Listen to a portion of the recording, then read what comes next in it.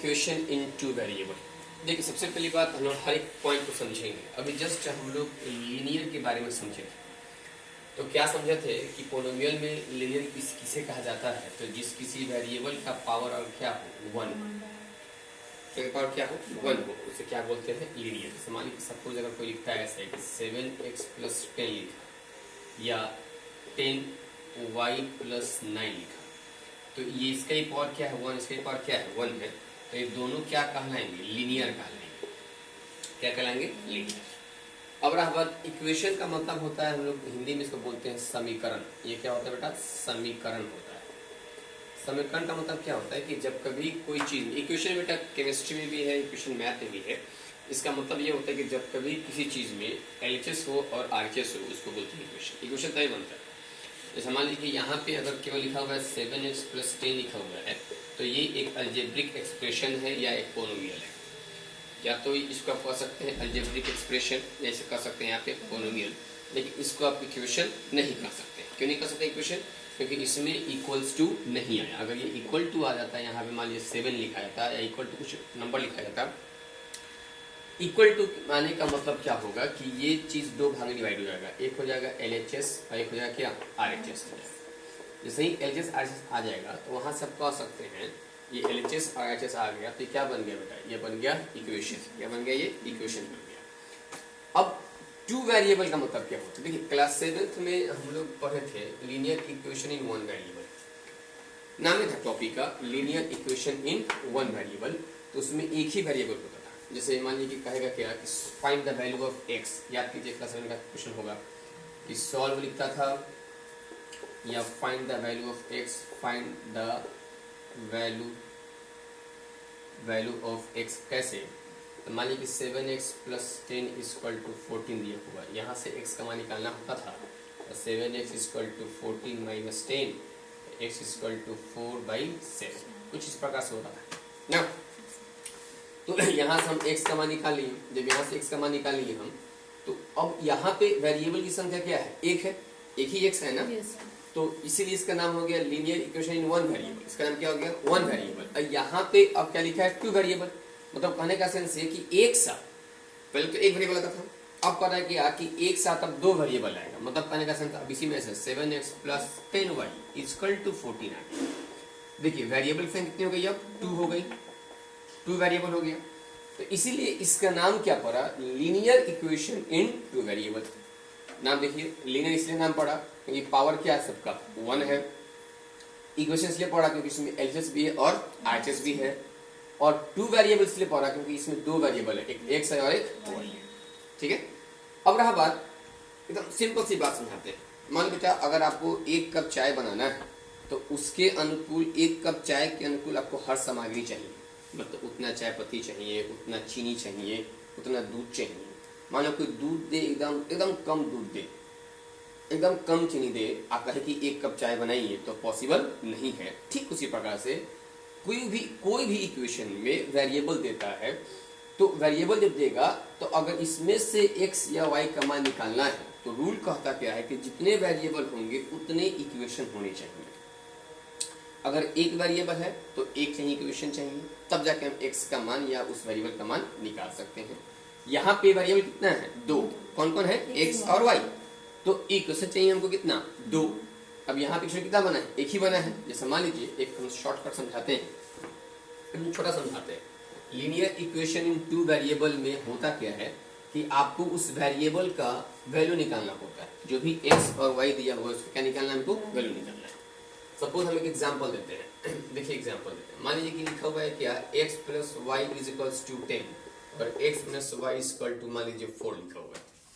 एक लिखा हुआ है क्या? x + y = 10 और एक क्या है? x - y = 4। अब यहां से हमको इसको सॉल्व करना है। Find the value of x, find the value of x and y।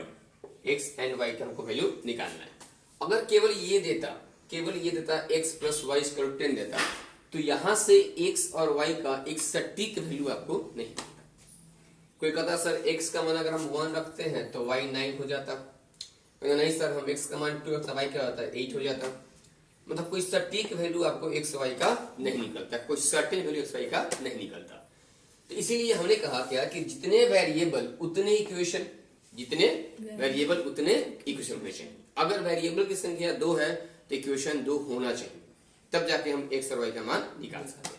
अब देखिए एग्जांपल को समझाते हैं। जैसे मान लीजिए suppose x plus y equal to 7 है और x minus y equal to क्या है 4 है, तो इक्वेशन 2 बन गया। एक इक्वेशन यहाँ है, इक्वेशन क्या है यहाँ है, दो बना ना इक्वेशन, तब जाके इसको आप सॉल्व करके निकाल सकते हैं एक्स और वाई का वैल्यू। ठीक है, तो अब इसको निकालने का बेटा दो तरीका होता है, ध्यान समझिए। इस इक्वेशन के वैल्यूज का निकालने का दो तरीका होता है। एक होता है ग्राफिकली मेथड, मतलब ग्राफ से भी आप निकाल सकते हैं वैल्यू एक्स और वाई का, और एक होता है अर्थमेटिक मेथड, मतलब उसको सॉल्व करके भी आप उसको निकाल सकते हैं। और क्या होता है कि ग्राफ से कैसे निकालेंगे, तो सबसे पहले हम समझ जाएं कि ग्राफ जब ड्रॉ करते हैं किसी भी इक्वेशन का कैसे ड्रॉ करते हैं। जैसे मान लीजिए क्लास 9th हम पढ़े थे कि x plus y equal to 10 है और इसका हमको ग्राफ ड्रॉ करना है।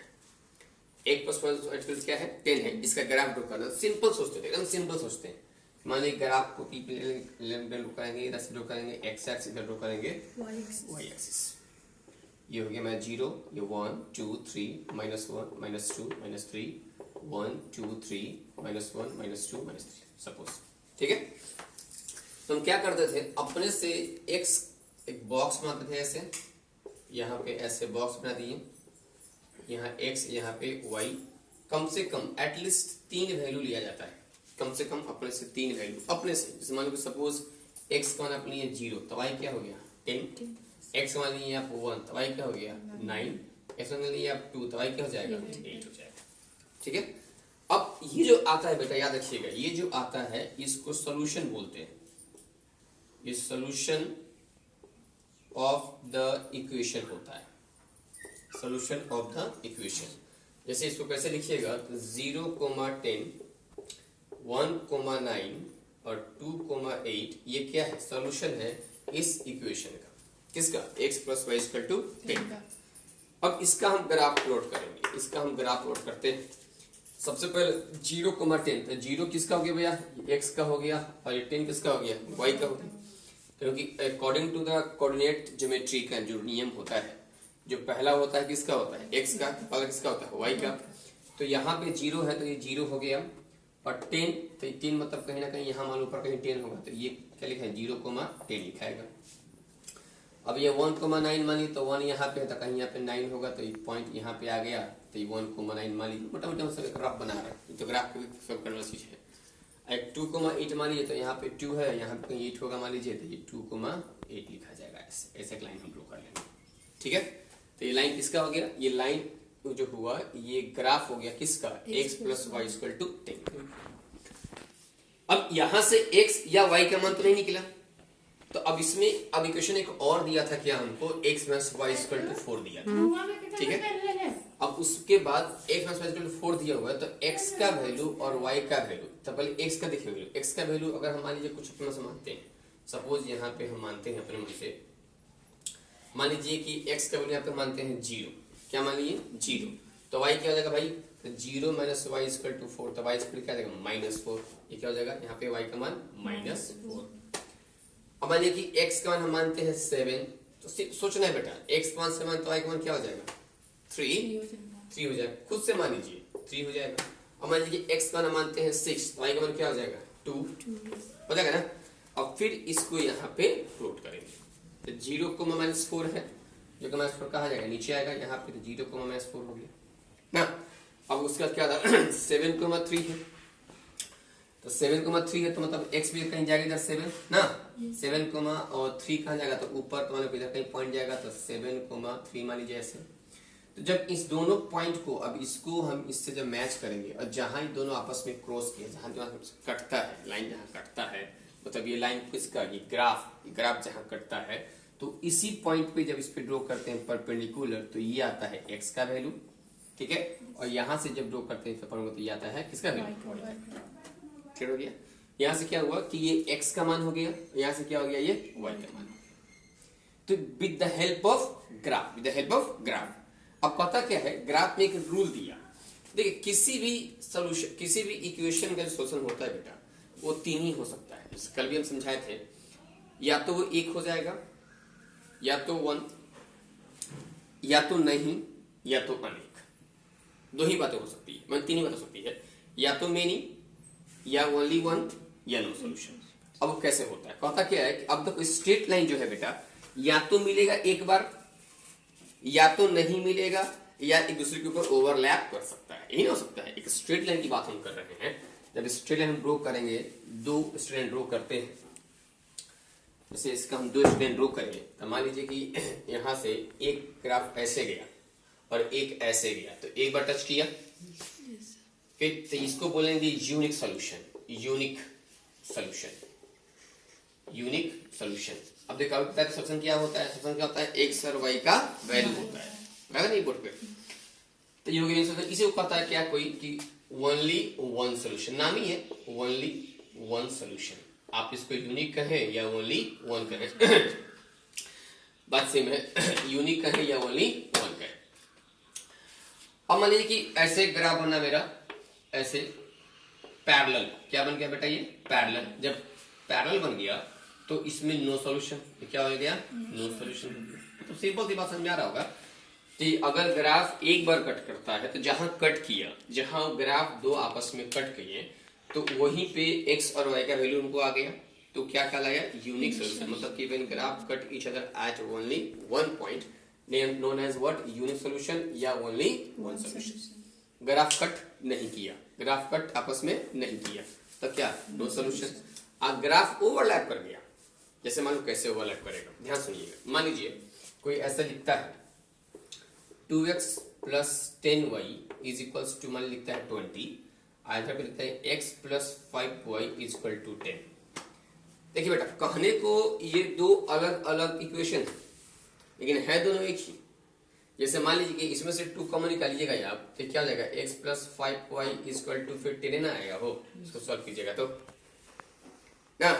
तो इस दोनों का आप जब ग्राफ ड्रॉ कीजिएगा तो क्या हो जाएगा, एक दूसरे पे ओवरलैप कर जाएगा। जब ओवरलैप कर जाएगा, जब ग्राफ ओवरलैप कर गया, इसका मतलब ये हो गया कि इसमें हो गया मिनी सॉल्यूशन। क्या हो गया, ये मिनी सॉल्यूशन। फिर समझिए बेटा, ग्राफ एक बार जहां कट किया, क्या कहलाया, यूनिक सॉल्यूशन या ओनली वन सॉल्यूशन। ग्राफ जहां पे हो गया पैरेलल, क्या हो गया, नो सॉल्यूशन। और ग्राफ ओवरलैप कर, क्या हो जाएगा, मिनी सॉल्यूशन। याद समझ में आ गया, समझ आया ना। चलिए अब उसके बाद बात करते हैं नेक्स्ट। ये तो मेरा क्या हुआ, ये हो गया ग्राफिकली मेथड। ये क्या हो गया, ग्राफिकली मेथड से किसी दिए हुए इक्वेशंस का कैसे हम उसका निकालते हैं सॉल्यूशन, ग्राफ बना के ही आप उसको निकाल सकते हैं।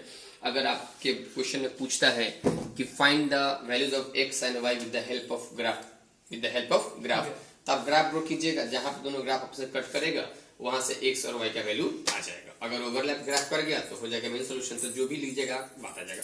एक बात याद रखिएगा, जैसे हम ग्राफ ड्रॉ कीजिएगा तो एक कॉमन पॉइंट आएगा, वो जो कॉमन पॉइंट होगा वही सॉल्यूशन होगा। सिंपल सी बात है। अब इंपॉर्टेंट हम बात करते हैं कि अर्थमेटिक मेथड से, मतलब कि जोड़ घटाव गुना भाग करके कैसे हम एक्स और वाई का वैल्यू निकाल सकते हैं। जैसे मान लीजिए कि अभी जो दिया था मेरा कि x plus y equal to 10 था और x plus y equal to मान लीजिए 4 था। अब इसमें हमको x और y का निकालना है वैल्यू, इसमें हमको x और y का वैल्यूज निकालना है, इसका भी निकालना है और इसका भी निकालना है। तो सबसे पहले सब देखो, इसमें 3 होते हैं मेथड, तीनों हम समझेंगे। पहला मेथड ये होता है जिसका नाम होता है सब्स्टिट्यूशन मेथड। Substitution method. देखिए हम लोग क्रिकेट खेलते हैं ना मुन्ना, अभी खेलते होइएगा। तो मान लीजिए कि क्रिकेट ये फील्ड है, मान लो सुस्मिता क्रिकेट का फील्ड है, यहाँ पे ये पिच हो गया, इधर 3 विकेट लगा देते हैं, ठीक है। ये बैट्समैन बांध रहे हैं, एक तो बैट्समैन, और बेचारा बैट्समैन को बैट चला के मारा, बॉल को मारा, यहाँ पे फील्डर था, उसके जाके मुंह पे लगा, उसका मुंह पुचक गया, उसका पूरा मुंह पुचक गया। अब मुंह पुचक गया, कभी भी ऐसा नहीं हुआ, देखते हैं कि क्रिकेट में अगर किसी फील्डर को चोट लग जाता है तो टीम जो है 10 प्लेयर पे फील्डिंग करता है, ऐसा नहीं ना होता है। तो एक प्लेयर लेगा तो क्या करेगा, इस मरीज को डालेगा, स्ट्रेचर डालेगा, और इसको यहाँ से भाई तुम जाओ पवेलियन में, और इसके बदले एक तंदुरुस्त प्लेयर जो है इस फील्ड में इन कर जाएगा, है ना। तो आप कह सकते हो क्या कि ये जो प्लेयर आया, ये कौन पेड़ है? इसको बोलते हैं सब्स्टिट्यूट फील्डर बोलते हैं ना, कमेंट्री में बोलता है कि ये क्या है, सब्स्टिट्यूट फील्डर है। ये जो प्लेयर नया आया है, मान लो कि धोनी को चोट लग गया, मान लीजिए 2 मिनट धोनी को चोट लग गया, तो धोनी के बदले अगर रोहित शर्मा फील्डिंग करने आ रहे हैं तो Rohit is a substitute for Dhoni. Rohit is substitute for Dhoni, मतलब धोनी को रिप्लेस करके रोहित को लाया गया। तो सब्स्टिट्यूट का मतलब क्या होता है कि एक को हटा के उसके बदले किसी और को लाना। जैसे यहां से अगर कोई कहता है सब्स्टिट्यूशन मेथड क्या है, तो किसी एक इक्वेशन में से, या तो इसको 1 इक्वेशन इसको 2 माने हैं, तो किसी एक इक्वेशन में से किसी एक का निकालो वैल्यू।